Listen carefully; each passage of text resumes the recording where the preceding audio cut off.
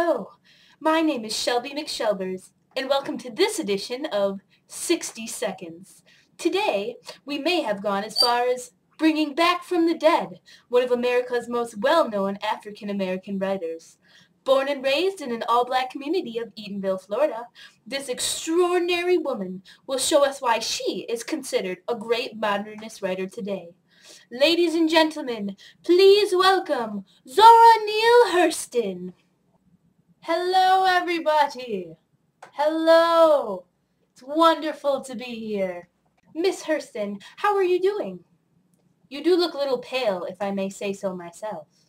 Well, Shelby, after being 6 feet under for 52 years, a woman tends to lose a bit of color. Right.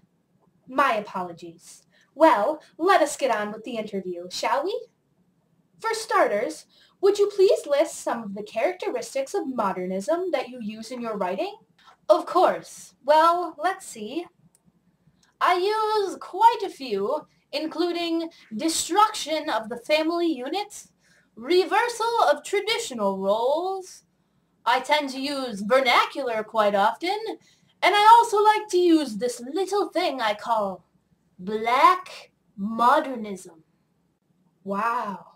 Those are some interesting tactics for an African-American woman.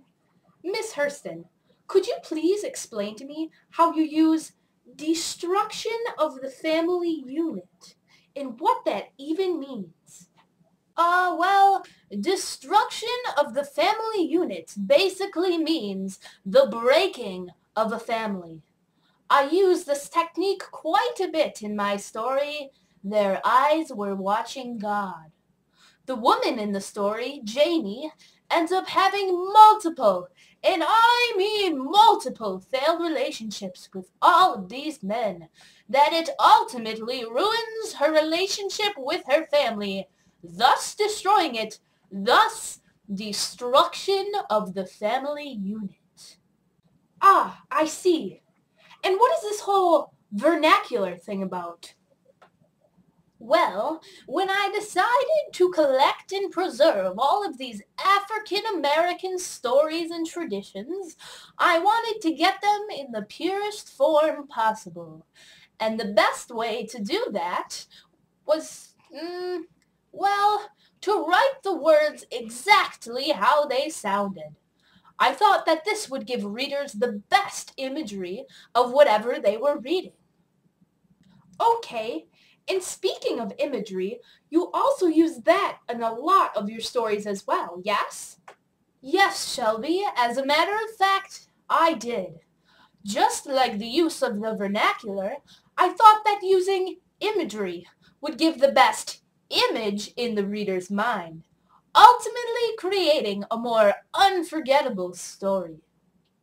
Miss Hurston, it's quite funny that you mentioned the word unforgettable. It seems to me that that is what you ultimately are trying to attain through your stories. One thing you seem to be famous for is how different you are from the average black woman of your time. Yes, Shelby, and I think that falls under the reversal of traditional roles category. I tend to think differently of myself and of black culture, mostly due to where I grew up, Eatonville. I was hardly ever criticized when I was young because everyone there was black, and so there was no judgment of color. And by the time I got to New York, I already knew who I was, and I wasn't going to let anyone's harsh words change that. I have an excerpt here from How It Feels to Be Colored Me that pretty much sums up my view. But I am not tragically colored. There is no great sorrow dammed up in my soul, nor lurking behind my eyes. I do not mind at all. I do not belong to the sobbing school of Negrohood, who hold that nature somehow has given them a low-down, dirty deal, and whose feelings are all heard about it. No, I do not weep at the world.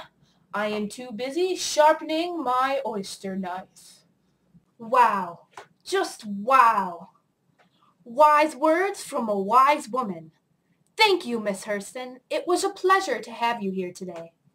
Now tune in next week for an interview with the druggist, perhaps one of the most crucial parts of the controversial Miss Emily trial.